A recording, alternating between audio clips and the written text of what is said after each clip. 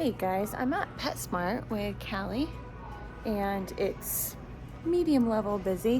When I say medium level, it means we're not bombarded. We've seen 2 dogs, lots of people, but it's all one at a time, right? It's not like an overwhelming amount, probably because of the Super Bowl. And I'm at the very back part of the store. We had 2 dogs coming in, worked her through that. Now I'm giving her a break, and I'm just doing engagement work with her to get her in tune with me before we kind of go into a thicker part. And it made me think of something. When you are training your dog, forget Ecollar, even bare bones basics, puppy training, trying to wean off of food is really hard for people. And it's all in how it's presented. And so whatever you're trying to teach first, good, is really important. And we don't give our dogs time to think anymore. So I'll give you an example.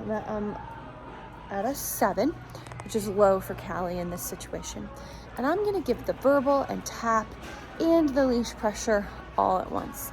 And when I see a lot of people trying to teach things on their own, even just food and sit and down and stay, I see this a lot. Everything all at once. So sit, good. So the dog is overwhelmed with communication. Now, when we first teach sit, we do food luring with a puppy. We do e-collar guidance. We do all that stuff. But we want to get away from that really quickly. So what does that look like? What that looks like is just a stop, pause,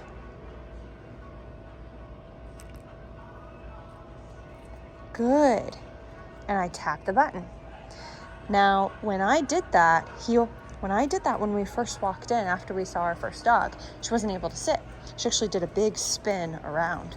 So I decided to play around, went to a slightly higher level, and she was still unsure. She kind of just hugged closer to me. Well, that tells me she needs leash help, and that helps her put things together. If I say sit or whatever it is I'm asking of the dog, heel, you're getting speedy on me talking. Whatever it is I'm asking of the dog, I need to give them a chance to think about it. So if I do a verbal sit, good. Callie, good, yeah. Why don't you look at me for a second? Good job. Let's say I say sit and she doesn't sit. I'm gonna make her think about it for a second before I do the leash or the e-collar to back it up. Now we're doing auto sits, not to confuse everybody. We're doing auto sits, so that's why you're not hearing me say sit, heel. But I just want you guys to really think about the information you're giving your dog. It might be too much. Don't do a turn and pull your dog before they even have a chance to make a decision. If you have a short but not tight leash because you're in public, and no, let's go, and you're trying to get your dog in tune with you, that was a tap. Then, no, somebody's playing with the squeaker toys. Then I'm gonna bend over at the waist a little bit so my leash doesn't go tight when I turn, so I can give her a chance to turn with me. Look at that, no tap needed, no nothing. But if I stay up straight and I don't loosen my leash and I just turn, look, leash pressure on the leash. So be aware of all the communications you're giving your dog, guys. Heel. All right, so we're just gonna go in a busier setting. See how she does. Good girl. Good job. She's trying to avoid. Oh, heel. Now we have to get our good heel though. We saw a dog. We saw her ears go alert. She disengaged on her own. I was about to tap. Then she wanted to give space. I was about to give space anyway. Perfect timing. But then she pulled in her heel because dogs make her anxious. She's nervous. So heel. So I have to make sure she still listens to her heel. That's what helps her work through her anxiety. It's the difference between just correcting a dog for bad decisions versus actually working them through their emotions. Rehab versus just, getting some leverage, doing a correction heel. Which there's nothing wrong with that. Some dogs are balanced enough where you can just correct them, heel, and they put it together themselves. But most dogs, they have anxiety. They are entitled. They're confused about their role with their human. And so they've got these emotions that need to be worked through. So I might say no, but then I'm going to go slow, and do turns and auto sits and get them back in tune with me. No. Those are kids. I'm going to move into her for a change. And so that's still a no. I'm not at a huge correction. I'm at a 12. It's not a correction level. It's like a firm tap on the shoulder. Like if for a leash, it'd be, hey, pay attention. And so it's nothing major. So there's no reason, we have to work on that turn in a busy setting. So there's no reason she needs to be that alert. Because if those ears go up and they stay up, like you saw, they don't just look up for a second to be like, oh, what is that? They stay up. There we go, that's better. Then that means she's getting aroused. And that means she's getting emotional, feeding off her environment. So it's a no. Ooh, that was a Doberman. She's like, I want no part of the Doberman.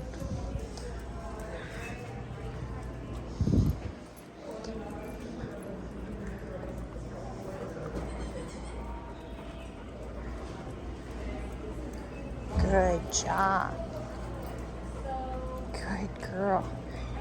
Heel. Heel.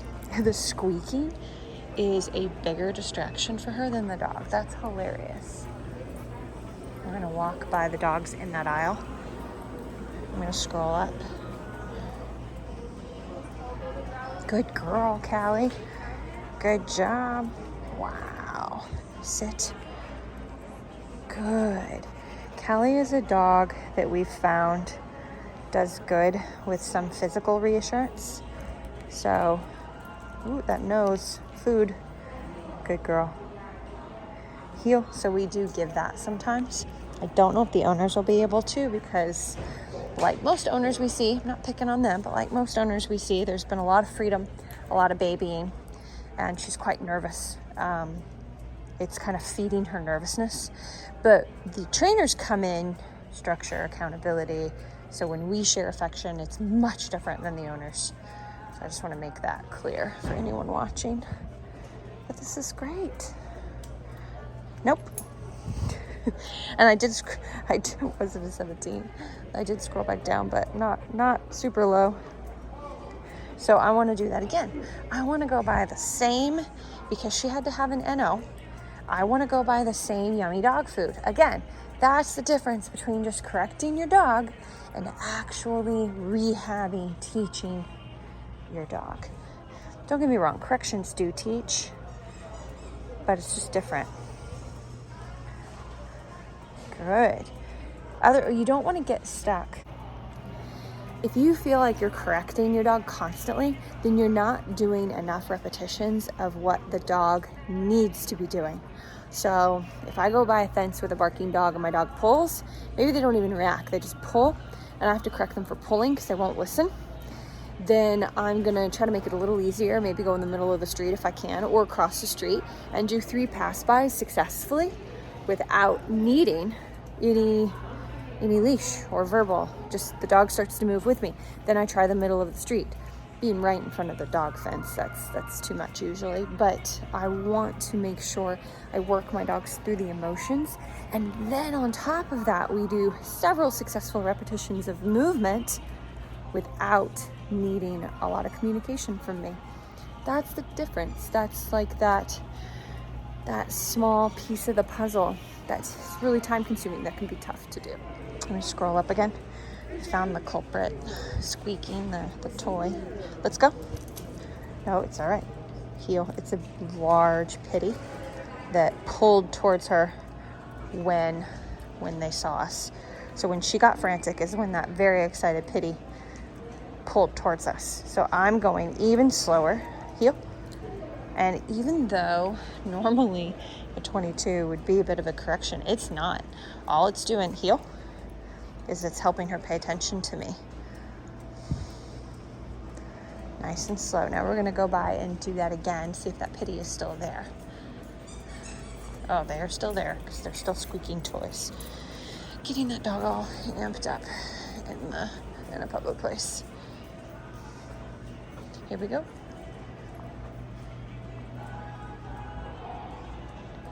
Nice. Oh, they're walking out, so we'll go one more time. Nice and slow. No, let's go. Good. Okay, so I know I said no, let's go. I didn't tap the button. Sit. Good job. I gave you a verbal. I didn't mean to.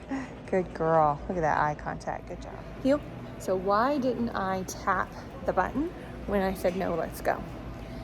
Because I was too high. I was set for more of a correction, and I felt I was too high because her ears didn't alert. She was concerned, and I want to disagree with the concern. You gotta trust me.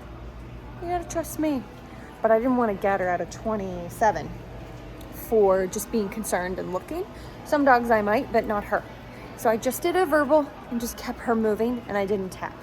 You gotta make those choices. It's better to be ready at a higher level and not need the higher level than be stuck at a 4 because that's your level when your dog is insecure and it doesn't do anything if she decided to be reactive.